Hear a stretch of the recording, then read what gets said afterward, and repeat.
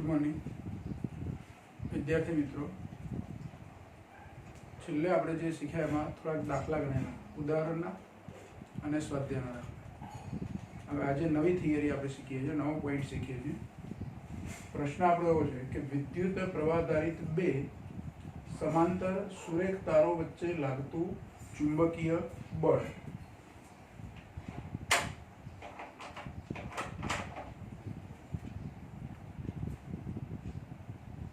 बे समांतर सुरेख तार आकृतिमां बतावे छे आपणे एमनी वच्चे लागतुं चुंबकीय बळ ए शोधवुं छे। जो आकृतिमां आपणे 3 अक्षो લીધી છે એમાં x અક્ષ ઉપર એક તાર મૂકેલો છે એટલે તાર જે x અક્ષ ઉપર સંપાત થાય એવી રીતે એક તાર મૂકેલો છે। બીજો તાર એને સમાંતર અમુક અંતરે મૂકેલો છે। કેટલા અંતરે? d અંતરે। એટલે બે સુરેખ તારો વચ્ચેનું અંતર લંબ અંતર એમની વચ્ચેનું કેટલું છે? d જેટલું। ઉપર જે તાર છે એમાં IA જેટલો પ્રવાહ ધન x અક્ષની દિશામાં વહે છે। બીજો તાર નીચે છે એમાં પણ આ સળંગ તાર જ ગણવાનો આપણે। આ પણ શું ગણવાનું? x અક્ષ ઉપર સંપાત કરેલો તાર ગણવાનો। સૈદ્ધાંતિક રીતે આ તાર છે અનંત લંબાઈના લેવાય। તો આવા બે સુરેખ તાર છે, બંનેમાં એક જ દિશામાં પ્રવાહ વહે એવી આપણે ગોઠવણ આકૃતિમાં બતાવી છે। બુકમાં આપણને આકૃતિ સહેજ જુદી બતાવી છે। એ બે તાર આમ બતાવે છે પણ એ સમાંતર જ બતાવે છે। આપણે બોર્ડના સમતલમાં મૂકેલા છે, પેલા થોડા આમ ત્રાસા મૂકેલા તાર છે, બીજો કોઈ ફરક નથી। હવે આપણે અગાઉ જે થિયરી શીખ્યા છે એમાં એક લોરેન્ઝ બળનું સૂત્ર શીખ્યા। એની પરથી કોઈ ચુંબકીય ક્ષેત્રમાં મૂકેલો વિદ્યુત પ્રવાહધારિત તાર હોય તો એની પર બળ લાગે એવું સૂત્ર આપણે શીખ્યા છે। એક એનો ઉપયોગ આપણે કરવાનો। અને બીજું કે કોઈ તારમાં પ્રવાહ વહેતો હોય તો એની આજુબાજુ ચુંબકીય ક્ષેત્ર ઉત્પન્ન થાય એ પણ આપણને ખબર છે। એટલે અહીંયા આપણે શું વિચારવાનું? જો આ આખી ગણતરી અથવા ગોઠવણ જે છે એનો સૌથી પહેલો અભ્યાસ કોણે કર્યો છે? એમ્પિયર। એટલે આને આપણે એમ્પિયરના અવલોકન તરીકે પણ ઓળખીએ છીએ। એ બીજા પ્રકારની ગોઠવણ કરીને પણ તારમાં પ્રવાહ વહેતો હોય તો એની પર બળ લાગે એવું ગોઠવી શકાય। હું બે તાર લઉં એને બદલે એક ચુંબક લઉં, ધારો કે એક ચુંબક એનો ઉત્તર ધ્રુવ, બીજું ચુંબક એનો દક્ષિણ ધ્રુવ સામસામે રાખી તો એ બેની વચ્ચેના વિસ્તારમાં ચુંબકીય ક્ષેત્ર હશે બે ચુંબકોની વચ્ચે। એવા ચુંબકોની વચ્ચે એક વિદ્યુત પ્રવાહધારિત તાર રાખીએ તો એની પર પણ ચુંબકીય બળ લાગે। એટલે બે તાર જ હોવા જરૂરી નથી। ટૂંકમાં એક બાહ્ય ચુંબકીય ક્ષેત્ર હોવું જોઈએ અને એવા ચુંબકીય ક્ષેત્રમાં એક વિદ્યુત પ્રવાહધારિત તાર મૂકવામાં આવે તો એ તાર પર ચુંબકીય બળ લાગે। આ બળનું સૂત્ર આપણે તૈયાર કર્યું। આ ગોઠવણ પરથી જે એમ્પિયરે અવલોકન કર્યું છે એ અવલોકનમાં એને એવું કીધું છે કે જ્યારે બે સુરેખ સમાંતર વિદ્યુત પ્રવાહધારિત તારો હોય એમાં એક જ દિશામાં પ્રવાહ વહેતો હોય, આવા સુરેખ સમાંતર તારો એમાં એક જ દિશામાં પ્રવાહ વહેતો હોય તો એ બે તાર વચ્ચે આકર્ષણ બળ લાગે છે। અને જો બે તારોમાં પરસ્પર વિરુદ્ધ દિશામાં પ્રવાહ વહેતો હોય તો એમની વચ્ચે અપાકર્ષણ બળ લાગે છે। આવું એમ્પિયરનું અવલોકન સૌથી પહેલું હતું। ફરી ધ્યાન રાખો, એમ્પિયરે શું અવલોકન કર્યું? તો બે સમાંતર સુરેખ તારો એમાંથી જો એક જ દિશામાં પ્રવાહ વહેતો હોય તો એમની વચ્ચે આકર્ષણ બળ લાગે। અને જો એમાંથી પરસ્પર વિરુદ્ધ દિશામાં પ્રવાહ વહેતો હોય, બે તારમાં પ્રવાહ પરસ્પર વિરુદ્ધ દિશામાં હોય તો એમની વચ્ચે અપાકર્ષણ બળ લાગે છે। આવું અવલોકન સૌપ્રથમ એમ્પિયરે કર્યું, એને આપણે એમ્પિયરના અવલોકન તરીકે ઓળખીએ છીએ। હવે અહીંયા આપણે બળનું સૂત્ર તૈયાર કરવું છે। આપણે અહીંયા એવું લઈશું કે પહેલા તારમાં જે પ્રવાહ વહે છે એને કારણે તારની આજુબાજુ ચુંબકીય ક્ષેત્ર ઉત્પન્ન થાય। તારની આજુબાજુ શું ઉત્પન્ન થાય? ચુંબકીય ક્ષેત્ર। જો અક્ષો બતાવી છે એમાં x અક્ષ, y અક્ષ અને આ બાજુ z અક્ષ। હવે પહેલા તારનું ચુંબકીય ક્ષેત્ર છે એ કઈ દિશામાં હશે? પહેલા તારના ચુંબકીય ક્ષેત્રની કઈક દિશા તો હશે, બરાબર? તો પહેલા તારનું ચુંબકીય ક્ષેત્ર પહેલા આપણે નક્કી કરીએ।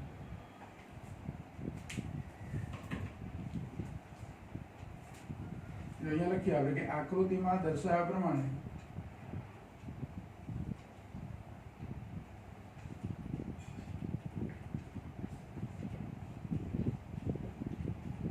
આ તાર છે એને 1 નંબર આપીએ અને આ તાર છે એને કયો નંબર આપીએ? 2 નંબર। એટલે પ્રથમ તારમાં વહેતો પ્રવાહ કેટલો? IA। આકૃતિમાં દર્શાવ્યા પ્રમાણે પ્રથમ તારમાં વહેતા પ્રવાહને કારણે એ પ્રવાહ કેટલો પાછો IA, તો પ્રવાહ IA ને કારણે બીજા તારના કોઈ બિંદુ પાસે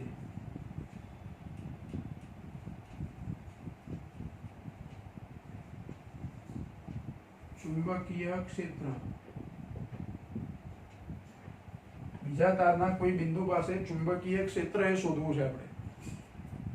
તો બીજા તાર પર પહેલા તારને કારણે ચુંબકીય ક્ષેત્ર છે એટલે પહેલા તારનું ચુંબકીય ક્ષેત્ર એને BA વડે દર્શાવીએ આપણે. તો BA બરાબર, અને એને મારે સદિશ સ્વરૂપે લેવું છે. કયા સ્વરૂપે લેવું છે? આમ તો આપણે અહીંયા મૂલ્યની જ જરૂર છે, પણ સદિશ સ્વરૂપે કેવું હોય તે પણ આપણે સમજીએ. તો BA બરાબર, હવે સુરેખ તાર માટે ચુંબકીય ક્ષેત્રનું સૂત્ર તારથી r જેટલા અંતરે એનું સૂત્ર આપણે તારવેલું છે. તારની અંદરના બિંદુએ ચુંબકીય ક્ષેત્ર અને બહારના બિંદુએ ચુંબકીય ક્ષેત્ર, એમ્પિયરના સર્કિટલ નિયમનો ઉપયોગ કરીને. આ તમને યાદ હશે. તો એ જે સૂત્ર તારવ્યું છે એ પ્રમાણે μ0I/2πr, r ને બદલે આપણે અહીંયા બે તાર વચ્ચેનું અંતર d છે એટલે અહીંથી d અંતરે ચુંબકીય ક્ષેત્ર મારે શોધવું છે. તો r ને બદલે d વાપરવાના, એટલે ચુંબકીય ક્ષેત્રનું સૂત્ર શું થશે? તો BA બરાબર μ0IA/2πd, r ને બદલે આપણે અંતર કેટલું લેવાનું છે? d. હવે મેં સદિશ તરીકે બતાવું છું તો એની દિશા કઈ હશે એ પણ મારે જાણવું છે. અહીંયા દિશા માટે એકમ સદિશ લખવો પડશે, જે દિશામાં ચુંબકીય ક્ષેત્ર હોય તેનો, કેમ કે આપણે સદિશ લખીએ. પહેલા તારમાં જે દિશામાં પ્રવાહ વહે છે એ દિશામાં મારે અંગૂઠો રાખવાનો. તો એ તારની આજુબાજુ ચુંબકીય ક્ષેત્ર રેખાઓ આવી રીતે હશે. એટલે અહીંયા ઉપરથી ચુંબકીય ક્ષેત્ર રેખા બહાર આવે અને નીચે શું થાય? અંદર તરફ જાય. નીચે તરફ અહીંયા ચુંબકીય ક્ષેત્ર, આ જે બીજો તાર છે એના પરના કોઈ બિંદુએ ચુંબકીય ક્ષેત્રની દિશા હું શોધું તો સમતલે લંબ અંદર તરફ, એટલે કે ઋણ z દિશામાં. આ બાજુ ધન z હોય તો અંદર તરફ કઈ દિશા હોય? ઋણ z. એટલે અહીંયા મારે શું કરવું પડે? -k કેરેટ લખવા પડે. એટલે ફાઇનલ સૂત્ર લખું તો BA સદિશ બરાબર -μ0IA/2πd × k કેરેટ. એ નિશાની માઇનસ લખી. અને આનું મૂલ્ય લેવું હોય તો -k કેરેટ નહીં લખવાના. આને આપણે સમીકરણ નંબર 1 કહીએ. એટલે ચુંબકીય ક્ષેત્ર અંદર તરફ થયું પહેલા તારનું બીજા તાર પાસે. હવે બીજા તારની ધારો કે આટલી લંબાઈ, આખો તાર નથી લેતો, બીજા તારની માત્ર L લંબાઈ લઈએ છે.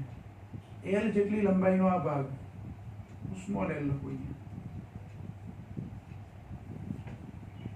એક નાનો ભાગ લઈએ છીએ, DL નથી લખતા, આપણે શું લખીએ છીએ? L લખીએ છીએ. L લંબાઈનો આટલો ભાગ લઈએ તારનો. આમ તો આખો તાર જ છે આ, પણ મારે આટલા ભાગ પર લાગતું જ બળ લેવું છે, આખા તાર પર નહીં. એટલે કે તારની L લંબાઈ પર કેટલું ચુંબકીય બળ લાગતું હશે? પહેલા તારના ચુંબકીય ક્ષેત્રને કારણે. હવે બીજા તાર પર બળ ક્યારે લાગી શકે? ધ્યાન રાખો, પહેલા તારમાં તો પ્રવાહ વહે જ છે. બીજો તાર એ પહેલા તારના ચુંબકીય ક્ષેત્રમાં મૂકેલો છે. બીજો તાર છે એ પહેલા તારના ચુંબકીય ક્ષેત્રમાં મૂક્યો છે. પણ પહેલો તાર, બીજો તાર છે ભલે ચુંબકીય ક્ષેત્રમાં મૂક્યો છે, પણ એમાં પ્રવાહ ના વહેતો હોય તો બળ લાગે નહીં. એટલે જે તાર પર બળ લાગતું હોય તે તારમાં પ્રવાહ વહેતો હોવો જરૂરી છે, તો જ બળ લાગતું હશે. જો આમાં પ્રવાહ ના વહેતો હોય, ભલે તાર મૂકેલો છે ચુંબકીય ક્ષેત્રમાં, પણ પ્રવાહ ના વહેતો હોય તો બળ લાગશે નહીં. એટલે બીજા તારમાં પણ પ્રવાહ કેટલો લીધો આપણે? IB જેટલો. તો ચુંબકીય ક્ષેત્રને કારણે L લંબાઈના તાર પર લાગતું ચુંબકીય બળ, એનું સૂત્ર જ આપણી જોડે, જે આપણે શીખેલા છે ઓલરેડી. લોરેન્ઝ બળના સૂત્રના પછીનો પ્રશ્ન શીખ્યા છે, એમાં શીખેલા છે. એટલે L લંબાઈના પ્રવાહધારિત તાર પર લાગતું ચુંબકીય બળ. અને આમાં તાર કયો? તાર 2 પર. કયા તાર પર? બીજા તાર પર લાગતું ચુંબકીય બળ લઈએ છીએ. તો એ ચુંબકીય બળને FBA વડે દર્શાવીએ આપણે. શાના વડે દર્શાવીએ? FBA. BA મતલબ કે B તાર પર, એટલે કે IB જેટલો પ્રવાહ વહે છે તે તાર પર IA જેટલો પ્રવાહ જે વહે છે એને કારણે લાગતું બળ. હું FBA ને બદલે F21 એવું પણ લખી શકું, કારણ કે આપણે અહીંયા નંબર 2 અને 1 કેવા આપ્યા છે, એવું લખી શકાય. F21 બળ કહેવાય એને, કે બીજા તાર પર પહેલા તારને કારણે લાગતું બળ. એટલે અહીંયા F21 લખો અથવા FBA લખો. તો IL ક્રોસ B, પણ I કયા? તો આનો પ્રવાહ ખંડ લેવાનો છે આપણે, એટલે IBL ક્રોસ BA. આ સૂત્ર પ્રમાણે લેવાય, IBL ક્રોસ BA. હવે આ L એ કઈ દિશામાં ગણવાના? એનો સદિશ તો ધન x દિશામાં, એટલે અહીંયા આવું લખી શકું, IBL I કેરેટ. આ L છે ને I કેરેટ છે, L સદિશને બદલે L I કેરેટ લખી શકાય. ક્રોસ અહીંયા નિશાની માઈનસ છે એટલે કૌંસ કરી લખીએ, μ0 IA upon 2 pi d k caret.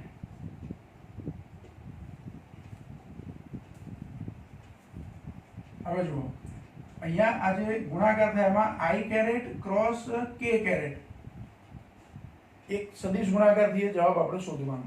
બાકી તો બધા મૂલ્યો છે, જે મૂલ્યો છે એને પહેલા હું લખી દઉં, અને અહીંયા નિશાની કઈ છે? માઈનસ છે, એટલે માઈનસ નિશાની લખી દઉં. હવે ગોઠવીને થોડું લખું તો પહેલા μ0 લખું, પછી IA પ્રવાહ લખું, પછી IB પ્રવાહ લખું, IA આવી ગયો, IB આવી ગયો, પછી લંબાઈ L અપોન 2 pi d. જો બધું જ લખાઈ ગયું, μ0 IA IB L upon 2 pi d. શું બાકી રહ્યું? I કેપ અથવા I caret cross k caret. હવે આપણને સદિશ ગુણાકારમાં આપણે આવું લેતા હતા, I caret cross k caret બરાબર minus j caret. I caret cross k caret બરાબર માઈનસ j કેરેટ, એટલે અહીંયા આવશે માઈનસ j કેરેટ. હવે આ માઈનસ ને આ માઈનસ એટલે પ્લસ, એટલે સૂત્ર આવું થયું, μ0 IA IB L upon 2 pi d into j caret. આ FBA એટલે કે બીજો જે તાર છે એની પર પહેલા તાર વડે લાગતું બળ, અને આ બળનું મૂલ્ય લઈએ આપણે, ખાલી બળનું મૂલ્ય લો તો j કેરેટ નહીં લખવાના, અહીંયા સદિશ નહીં કરવાના, એટલે FBA બરાબર μ0 IA IB L upon 2 pi d. અને સમીકરણ નંબર 2 કહીએ, આને 3 કહીએ. જો સમીકરણ 2 માં એકમ સદિશ કયો મળ્યો આપણને? તો j કેરેટ. સમીકરણ 2 માં એકમ સદિશ મળ્યો j કેરેટ, અને આગળ નિશાની પ્લસ છે એટલે ધન y દિશાનો એકમ સદિશ છે, એટલે કે બીજા તાર પર લાગતું બળ આ બાજુ છે, ધન y દિશામાં, આ દિશામાં FBA. એટલે પહેલા તાર તરફ, એટલે બીજો તાર જે પહેલા તાર તરફ ખેંચાય છે, અથવા તો પહેલો તાર બીજા તારને પોતાની તરફ શું કરે છે? આકર્ષે છે. એટલે એક જ દિશામાં પ્રવાહ વહેતો હોય ત્યારે એમ્પિયરના અવલોકન પ્રમાણે કયું બળ લાગ્યું? આકર્ષણ બળ લાગ્યું. આનાથી ઉલટી ધારો કે ગણતરી કરી હોત, ઉલટી એટલે કેવી? તો જેવું બીજા તાર પર લાગતું બળ શોધ્યું અને બદલે હું પહેલા તાર પર લાગતું બળ શોધવું, તો મારે ચુંબકીય ક્ષેત્ર બીજા તારનું લેવાનું. એટલે અહીંયા IA ને કારણે બીજા તારના કોઈ બિંદુ પાસે ચુંબકીય ક્ષેત્ર એને બદલે સહેજ બદલવાનું, કે IB પ્રવાહને કારણે વહેતા પ્રવાહ IB ને કારણે બીજાને બદલે પ્રથમ તારના કોઈ બિંદુ પાસે ચુંબકીય ક્ષેત્ર, અને એ વખતે ચુંબકીય ક્ષેત્ર બીજા તારનું છે એટલે BB લખવાનું. સદિશ કરું તો μ0 IB upon 2 pi d, અને k કેરેટ જે છે એ બીજા તાર માટે ચુંબકીય ક્ષેત્ર લઉં તો અહીંથી ઉપરથી બહાર આવતી દિશામાં હોય ને નીચે અંદર તરફ જતું હોય. ઉપરથી બહાર આવે એટલે ધન z દિશા, એટલે અહીંયા પ્લસ k કેરેટ લખાય, એટલે માઈનસ નિશાની ના આવે. એટલે અહીંયા સૂત્ર આવું થશે, જુઓ, BB સદિશનું, કે BB બરાબર μ0 IB upon 2 pi d k cap. Minus નિશાની નહીં આવે, એ માઈનસ નહીં આવે એટલે હવે શું થશે? L લંબાઈના પ્રવાહ ધારિત તાર 2 ને બદલે શું કરવાનું? 1 પર લાગતું બળ. FBA ને બદલે શું લખવાનું? FAB લખવાનું. IAL લખવાનું, IBL ને બદલે. અને એ અહીંયા I કેરેટ જ આવશે અહીંયા તો. એટલે IAL I કેરેટ. B માં અહીંયા માઈનસ નિશાની નહીં આવે ને અહીંયા પ્રવાહ IB આવશે. અહીંયા IA આવશે, અહીંયા IB આવશે. હવે જો અહીં IB ની જગ્યાએ IA અને IA ની જગ્યાએ IB, તો શું ફરક પડે? IA IB નો ગુણાકાર તો છેવટે આવવાનો જ છે, પણ અહીંયા નિશાની જે માઈનસ છે એ નથી આવતી. એટલે I cap cross K cap એટલે માઈનસ J કેપ. એટલે અહીંયા માઈનસ નિશાની સૂત્રમાં છેલ્લે આવશે.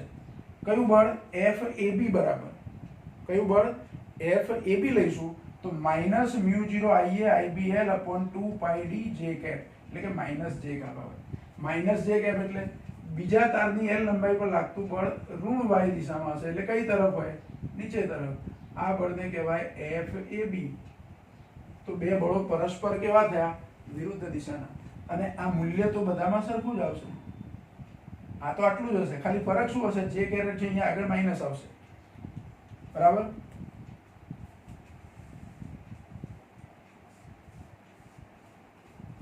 જો અહીંયા લખીએ આપણે એ પણ કે બીજા તારમાં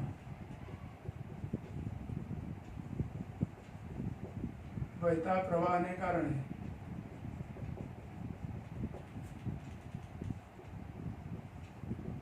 ઉત્પન્ન થતું ચુંબકીય ક્ષેત્ર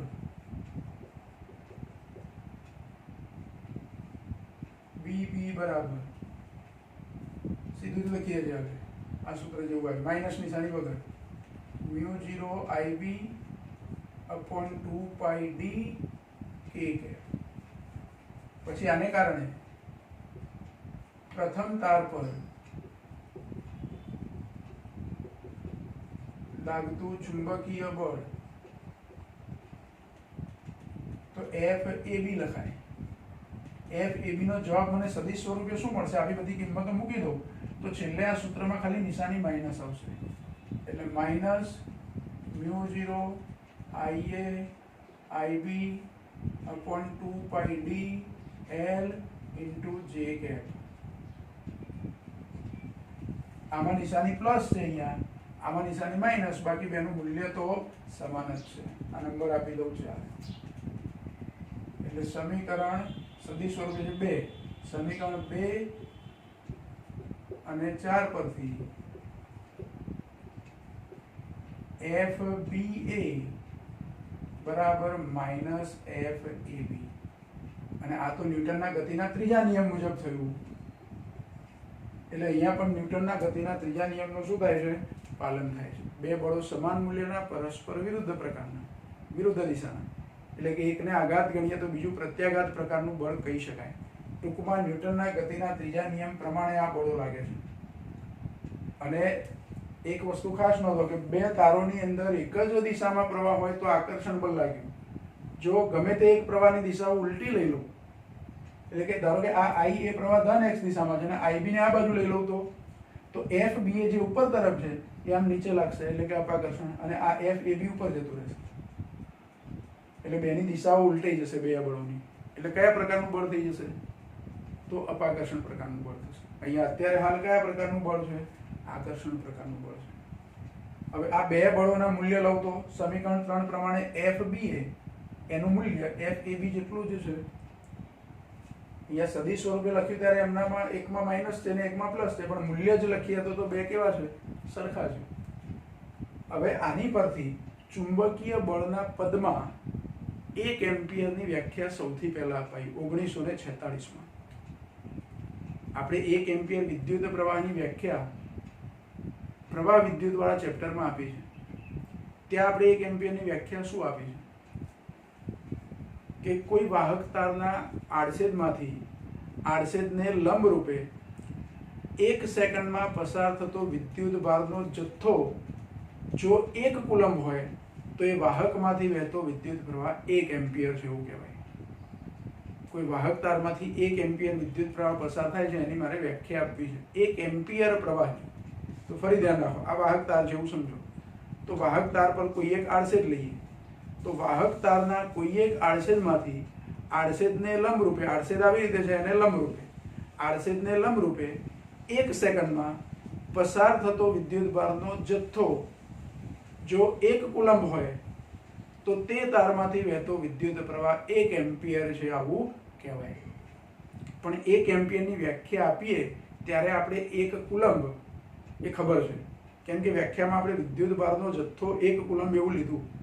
એટલે હું એવું કહું કે તમે 1 એમ્પિયરની વ્યાખ્યા આપો છો એ પહેલા તમે 1 કુલંબ જાણતા હતા, તો જ 1 એમ્પિયરની વ્યાખ્યા આપી શકાય. હવે પહેલા ચેપ્ટરમાં આપણે 1 કુલંબની પણ વ્યાખ્યા આપેલી છે કે 1 એમ્પિયર વિદ્યુત પ્રવાહનું વહન કરતા વાહક તારના કોઈ એક આડછેદમાંથી 1 સેકન્ડમાં પસાર થતો વિદ્યુતભારનો જથ્થો એને 1 કુલંબ કહેવાય. એટલે પાછી 1 કુલંબ વ્યાખ્યાયિત કરવી ત્યારે તમે 1 એમ્પિયર જાણો છો. તો પહેલું શું બેમાંથી? પહેલા અને ત્રીજા ચેપ્ટરમાં જે વ્યાખ્યાઓ આપી છે, પહેલા ચેપ્ટરમાં 1 કુલંબની વ્યાખ્યા આપી છે. કુલંબની વ્યાખ્યા આપતી વખતે તમને 1 એમ્પિયર પ્રવાહ વિશે ખબર છે, મતલબ કે 1 એમ્પિયરની વ્યાખ્યા તમને ખબર છે. અને ત્રીજા ચેપ્ટરમાં 1 એમ્પિયરની વ્યાખ્યા આપી છે, એ વખતે 1 કુલંબ લઈએ છે વ્યાખ્યામાં વિદ્યુતભાર, એટલે 1 કુલંબની વ્યાખ્યા તમને ખબર છે. તો આ તો પેલા એના જેવું થયું કે પહેલા મરઘી કે પહેલા ઈંડું? તો પહેલા બેમાંથી કઈ વ્યાખ્યા અપાઈ? 1 કુલંબની વ્યાખ્યા અપાઈ કે 1 એમ્પિયરની વ્યાખ્યા અપાઈ? તો આપણે જે પહેલા અને ત્રીજા ચેપ્ટરમાં 2 વ્યાખ્યાઓની વાત કરીએ છીએ એ પ્રમાણે આપણે કન્ફ્યુઝ થઈએ છીએ કે પહેલી કઈ વ્યાખ્યા હશે. ખરેખર પહેલી વ્યાખ્યા 1 એમ્પિયરની અપાઈ છે. કઈ વ્યાખ્યા અપાઈ છે? 1 એમ્પિયરની. પણ એ ત્રીજા ચેપ્ટરમાં આપી છે એ પ્રમાણે નહીં. અહીંથી આપણે 1 એમ્પિયરની વ્યાખ્યા આપીશું ચુંબકીય બળના પદમાં. એ ચુંબકીય બળના પદમાં 1 એમ્પિયરની વ્યાખ્યા આપી, પણ એ વ્યાખ્યા જે છે એ થોડી ઓકવર્ડ લાગી આપણને. 1 એમ્પિયર વ્યાખ્યાયિત કરી દીધું, પછી એની પરથી 1 કુલંબ વ્યાખ્યાયિત કર્યું, અને 1 કુલંબ પરથી 1 એમ્પિયરની વ્યાખ્યા ત્રીજા ચેપ્ટર પ્રમાણે સહેલાઈથી આપી આપણે. આવી રીતે વ્યાખ્યા આપી છે. હવે અહીંયા 1 એમ્પિયરની વ્યાખ્યા આપવી હોય તો આ સૂત્ર જે છે સમીકરણ 3,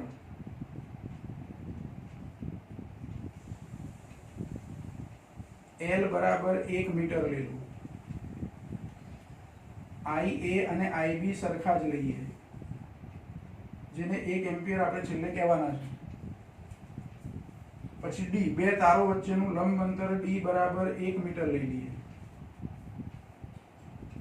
તો સૂત્રમાં L 1 લીધા, D 1 લીધા, IA IB બંને 1 લીધા ધારો કે આપણે, તો આપણી જોડે શું વધ્યું? તો FBA અથવા તો F બરાબર μ0/2π વધે. આટલી વસ્તુ આપણે લઈએ તો સૂત્ર આવું થઈ ગયું આપણું. બધા પદો બીજા 1 1 લઈ લીધા. μ0 એટલે 4π 10⁻⁻⁷/2π. પાઈ પાઈ જતા રહેશે, 4/2 એટલે 2. એટલે આ જવાબ FBA જે આવે છે એ કેટલો આવશે? 2 × 10⁻⁷ ન્યૂટન.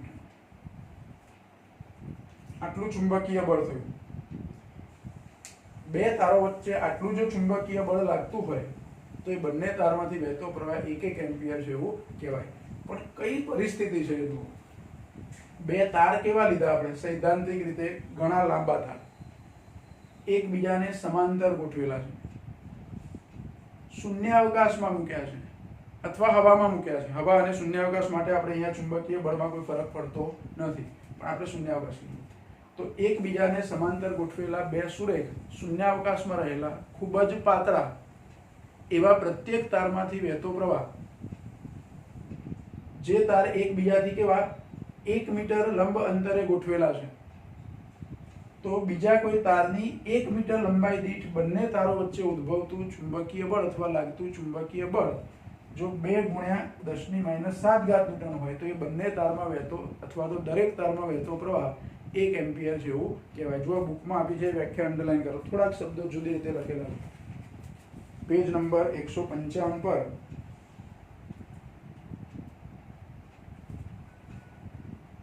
છેલ્લેથી ત્રીજો પેરેગ્રાફ છે ઉપર.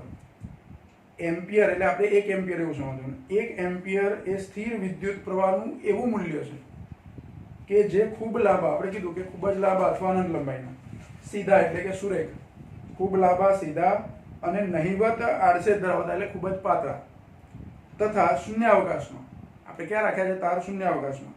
એકબીજાથી 1 મીટર અંતરે મૂકેલા વાહકોમાંથી પ્રવાહ પસાર થતો હોય ત્યારે બંને વાહકો પર 1 મીટર લંબાઈ દીઠ 2 × 10⁻⁷ ન્યૂટન બળ લગાડે છે. જે વિદ્યુત પ્રવાહ અથવા તો 1 એમ્પિયર એ સ્થિર વિદ્યુત પ્રવાહનું એવું મૂલ્ય છે કે જે ખૂબ લાંબા, સીધા, પાતળા તથા શૂન્યાવકાશમાં એકબીજાથી 1 મીટર અંતરે રહેલા વાહકોમાંથી પ્રવાહ પસાર થતો હોય ત્યારે બંને વાહકો પર 1 મીટર લંબાઈ દીઠ લાગતું બળ 2 × 10⁻⁷ ન્યૂટન હોય એવો એ પ્રવાહ છે, અથવા એવા પ્રવાહને આપણે શું કહીએ છીએ? 1 એમ્પિયર વિદ્યુત પ્રવાહ કહીએ છીએ. આમ તો આ વ્યાખ્યા આપણને જોવાથી એવું લાગે કે થોડાક ઓકવર્ડ છે ગોઠવણ શબ્દોની. બીજી રીતે આપીએ તો જૂની બુકમાં થોડીક જુદી રીતે આપી છે કે એકબીજાથી 1 મીટર અંતરે શૂન્યાવકાશમાં રહેલા ખૂબ જ પાતળા, સુરેખ તારોમાંથી જે સમાન વિદ્યુત પ્રવાહ પસાર થતા, પ્રત્યેક તારમાંથી પસાર કરતા તારની 1 મીટર લંબાઈ દીઠ તારોમાં ઉદ્ભવતું ચુંબકીય બળ 2 × 10⁻⁷ ન્યૂટન હોય તો તે વિદ્યુત પ્રવાહ, એટલે કે જે સમાન વિદ્યુત પ્રવાહ કીધો તે વિદ્યુત પ્રવાહ 1 એમ્પિયર છે એવું કહેવાય. આ 1 એમ્પિયર વિદ્યુત પ્રવાહની પહેલી વ્યાખ્યા આવી રીતે આપી. હવે 1 એમ્પિયર વ્યાખ્યાયિત થઈ ગયું એટલે કુલમની વ્યાખ્યા આપવી સહેલી થઈ ગઈ. કુલમની વ્યાખ્યા શું આપી 1 કુલમની? તો 1 એમ્પિયર વિદ્યુત પ્રવાહનું વહન કરતા વાહક તારના કોઈ આડછેદને લંબરૂપે 1 સેકન્ડમાં પસાર થતો વિદ્યુત ભારનો જથ્થો એને 1 કુલમ કહેવાય. પછી 1 કુલમ વ્યાખ્યાયિત થઈ ગયું એટલે 1 એમ્પિયરની સહેલી વ્યાખ્યા આપી કે કોઈ વાહક તારના આડછેદને લંબરૂપે 1 સેકન્ડમાં પસાર થતો વિદ્યુત ભારનો જથ્થો જો 1 કુલમ હોય તો તે તારમાં વહેતો વિદ્યુત પ્રવાહ 1 એમ્પિયર છે એવો કહેવાય. બરાબર? એટલે આ એક સરસ મજાનો પ્રશ્ન છે. એમ્પિયરનું અવલોકન સમજાવો એવું કીધું હોય તો આ જ પ્રશ્ન થયો, અથવા એનું ટાઇટલ આવી રીતે આપ્યું હોય તો પણ આ જ પ્રશ્ન થયો.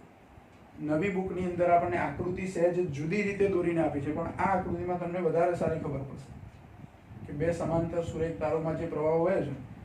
બીજું, નવી બુકમાં સૂત્ર સદિશ સ્વરૂપે લખ્યા વગર ડાયરેક્ટ મૂલ્યનું જ સૂત્ર લીધું છે, એટલે આ ક્રોસ ગુણાકાર કર્યા સિવાય સીધો આવો જવાબ લઈ આવ્યા છે. પણ આપણે આવી રીતે લખો તો કંઈ ખોટું નથી. પહેલા સદિશ સ્વરૂપે લખીએ, કઈ દિશામાં બળ લાગે છે તે પણ આપણને ખબર પડી જાય કે આ નીચેનો તાર છે એની પર ધન y દિશામાં બળ લાગે છે, અને ઉપરનો તાર છે એની પર બળ શોધીએ તો નીચે તરફ લાગે છે. એટલે આ બળો આકર્ષણ બળો છે એવી આપણને ખબર પડે, સમાન દિશામાં પ્રવાહ વહેતો છે એટલે. અને પછી એની પરથી 1 એમ્પિયરની વ્યાખ્યા લખવાની છે. બરાબર? એટલે આ એક અગત્યનો પ્રશ્ન થયો.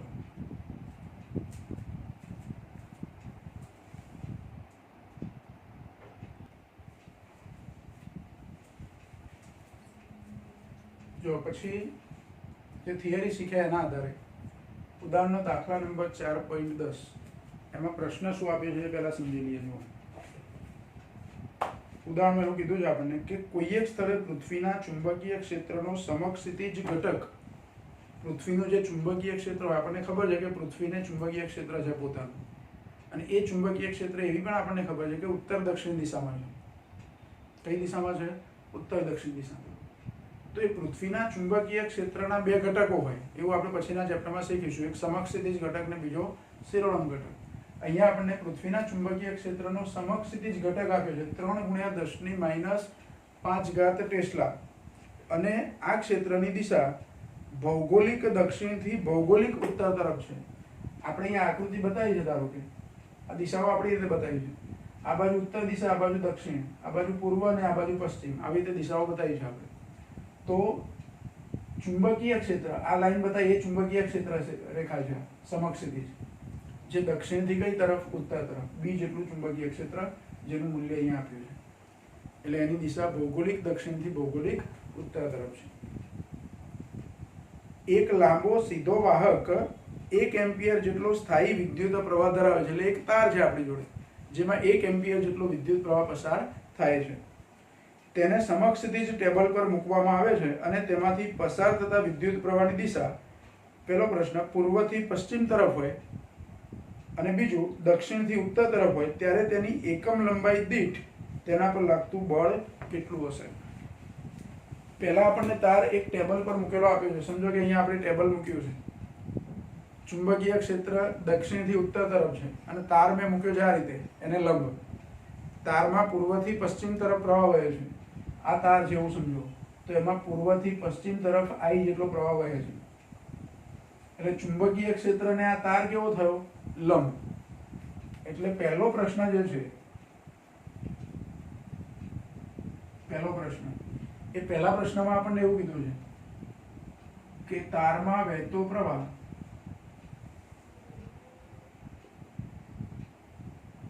પૂર્વથી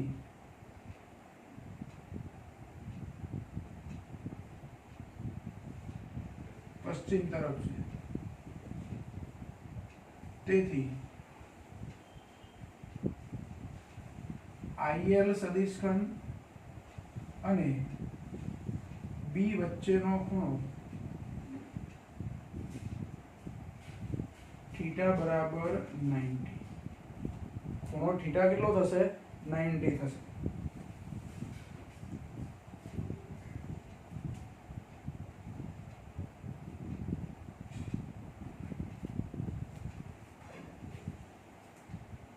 હવે જો બળનું સૂત્ર આપણે લઈએ તો તાર પર લાગતું ચુંબકીય બળ, તાર પર લાગતું ચુંબકીય બળ F બરાબર, સૂત્ર આવું છે, F બરાબર આપણે સૂત્ર આવું લેતા હતા, IL ક્રોસ B, એટલે કે ILB sin થીટા.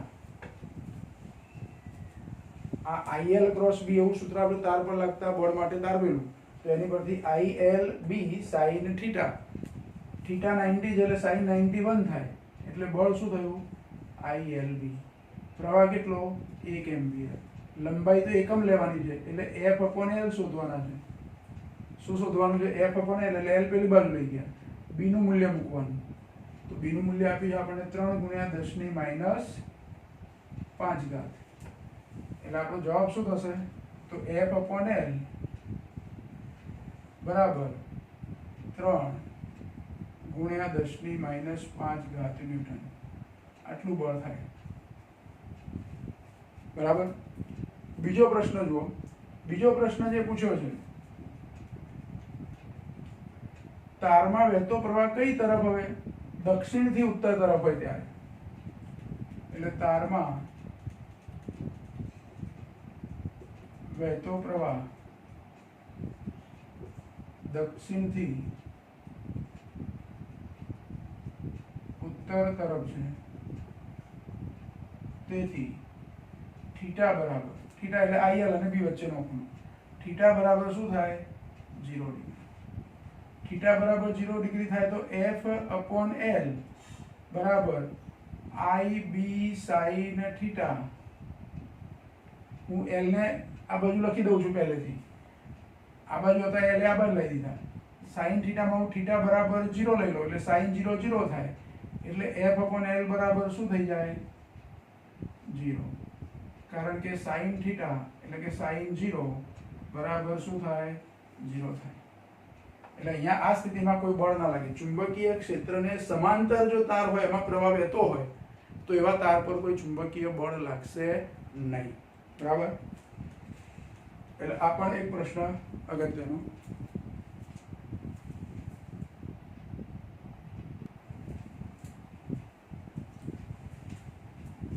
જો હવે સ્વાધ્યાયમાં દાખલા નંબર 4.7, એમાં બે સુરેખ તાર આપ્યા છે આપણને. જે બે તારો વચ્ચે 4 સેન્ટીમીટરનું અંતર છે એટલે મીટરમાં ફેરવ્યા. બે તાર A અને B માંથી A તારમાં 8 એમ્પિયર પ્રવાહ, B તારમાં 5 એમ્પિયર પ્રવાહ વહે છે. તો તાર A ની 10 સેન્ટીમીટર લંબાઈ દીઠ તાર A પર લાગતું બળ કેટલું? એ 10 સેન્ટીમીટર લંબાઈ છે, એને પણ આપણે મીટરમાં ફેરવી દઈએ. બે સમાંતર સુરેખ તારો વચ્ચે લાગતા બળનું સૂત્ર હમણાં આપણે જે પ્રશ્નમાં તારવ્યું એ જ સૂત્રનો ઉપયોગ કરવાનો કે તાર A પર લાગતું ચુંબકીય બળ FAB μ0 IA IB L/L upon 2πd આ સૂત્ર પ્રમાણે પર સૂત્રમાં સીધી કિંમતો બધી મૂકી દેવાની, જરૂર પ્રમાણેની બધી કિંમતો આપણને આપેલી છે. μ0 એટલે 4π 10⁻⁻7 IA અને IB 8 અને 5 આપ્યા છે એટલે 8 × 5 તારની કેટલી લંબાઈ પર 10 × 10⁻2 છેદમાં 2π અને d નું મૂલ્ય આપ્યું છે 4 સેન્ટીમીટરમાં છે અને મીટરમાં લખ્યું છે -2. આ 2π 4π એટલે ઉપર 2 રહેશે, આ 4 દુ 8 થશે એટલે આ 2 ને 2 એટલે 2 દુ 4 4 પંચા 20 એટલે 20 ગુણ્યા જો 10 ગુણ્યા 10 આ 10⁻2 તોડી જશે, આ 10 છે 10⁻7 એટલે 10⁻6 એટલે કે 2 ગુણ્યા 10⁻5 ન્યૂટન આટલું બળ આવે. બસ સૂત્રમાં સીધી શું કરવાની છે, કિંમતો. પછી બીજો પ્રશ્ન છે, જુઓ 4.8 સોલેનોઇડનો પ્રશ્ન છે. આપણને એક સોલેનોઇડ આપ્યો છે, ધારો કે આ સોલેનોઇડ,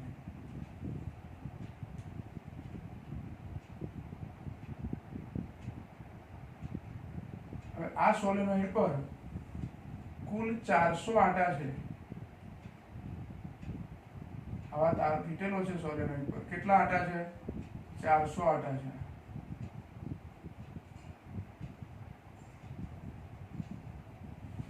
પણ આવું એક લેયર નહીં, પાછું આની પર ફરીથી બીજો 400 આટા વીટેલા છે આ જ સોલેનોઇડ પર, એટલે બીજો રાઉન્ડ આટાનો વીટેલો છે એટલે બીજા 400 આટા થયા, ફરી 400 આટા, એવું 5 વખત, એટલે 5 લેયર છે, 5 સ્તરો બનાવેલા છે. આ 400 આટાનું 5 સ્તર બનાવેલા છે એટલે સોલેનોઇડમાં કુલ આટા કેટલા થયા? મેં એક વખત આની પર તાર વીટી દીધો, અહીં સુધી 400 આટા થઈ ગયા. ફરી એ તાર પર બીજો તાર વીટી દીધો. પેલું દોરીનું રીલ આવે એમાં કેટલા બધા આટા વીટેલા હોય છે. ઉત્તરાયણમાં દોરી પાવાનું રીલ લાવીએ તો કેટલું જાડું હોય છે, કેટલા બધા લેયર હોય છે એમાં. એવી રીતે અહીંયા કેટલા લેયર બનાવેલા છે, તાર પર તાર વીટી અને 5 લેયર બનાવ્યા છે. એટલે સોલેનોઇડમાં 5 લેયરમાં કુલ આટા કેટલા થાય? એક લેયરમાં 400 આટા છે અને બધામાં 400 સરખા છે, એટલે કુલ આટા 400 × 5 થાય. એટલે મારે આટાની સંખ્યા 4 × 5 એટલે 2000 લેવાની. કેટલી લેવાની? 2000. એક વસ્તુ, બરાબર. બીજું, સોલેનોઇડની લંબાઈ તમે લેશો તો લંબાઈ આપી છે 80 સેન્ટીમીટર, સામે એની ત્રિજ્યા કેટલી આપી છે? 0.9 સેન્ટીમીટર. વ્યાસ આપે છે એનું અડધું એટલે ત્રિજ્યા જે 0.9 છે. તો આ 0.9 સેન્ટીમીટરની સામે આ લંબાઈ ઘણી વધારે કહેવાય. એટલે કેવો સોલેનોઇડ કહેવાય? લાંબો સોલેનોઇડ કહેવાય. અને લાંબા સોલેનોઇડનું સૂત્ર અહીંયા આપણે વાપરી શકીએ. એટલે પહેલા તો આપણે કુલ આટા શોધી કાઢીએ કે સોલેનોઇડમાં 400 આટાનું એક એવા 5 સ્તર હોવાથી આટાની કુલ સંખ્યા n બરાબર 5n1, જે આપણે n1 ને 400 લીધા છે એટલે 5 × 400 બરાબર 2000. કુલ આટલા આટા થયા. લંબાઈ તો આપણને આપી જ દીધી છે. હવે સોલેનોઇડના કેન્દ્ર પર એનું ચુંબકીય ક્ષેત્ર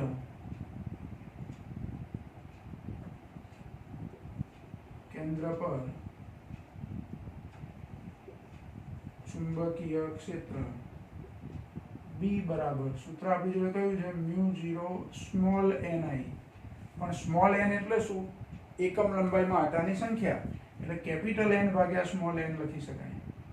એટલે μ0 કેપિટલ N ભાગ્યા સ્મોલ l i. આમાં કિંમતો મૂકી. μ0 એટલે 4π 10⁻⁻7, આટાની સંખ્યા 2000, પ્રવાહ કેટલો પસાર થાય છે? 8 એમ્પિયર, અને લંબાઈ કેટલી છે? 80 × 10⁻², 80 × 10⁻². આનું સાદુરૂપ આપવું. જો 8 8 જતા રહે એટલે અહીંયા નીચે 10 વધે. 10 એટલે 10 ની -1 ઘાત થઈ જાય, -2 છે. -1 ઘાત ઉપર આ તો પ્લસ થાય એટલે 10 ની -6 ઘાત થઈ જાય. 10 ની -6 થાય પછી આ 2000 ની 3 શૂન્ય છે એ કાઢી નાખું -6 માંથી એટલે -3 ઘાત થાય એટલે 10 ની -3 ઘાત થાય. હવે વધ્યું શું આ 2 અને 4 પાઈ એટલે 8 પાઈ જવાબ થયો આપણો ગુણ્યા 10 ની -3 ઘાત. સાદુરૂપ આપીએ તો b બરાબર 8 પાઈ ગુણ્યા 10 ની -3 ઘાત. પાઈની કિંમત મૂકી દેવાની 8 ગુણ્યા 3.14 ગુણ્યા 10 ની -3 ઘાત. હવે 8 ગુણ્યા 3.14 કરી દેવાનું